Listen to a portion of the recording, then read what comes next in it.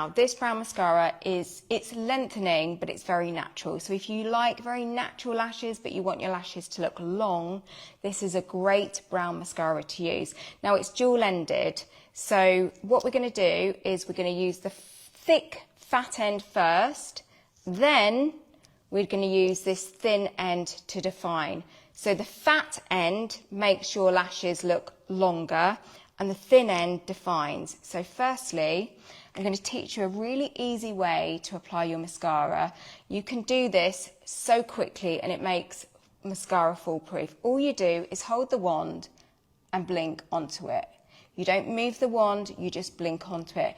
Now, the reason I'm teaching you this technique is because as we get older, our lashes don't seem to grow as neatly as they once did. They kind of, some are shorter, some are longer, and they kind of crisscross.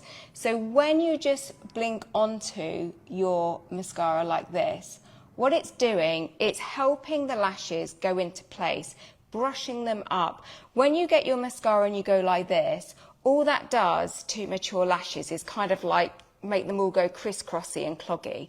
So hold and blink, hold and blink. It is so, so easy.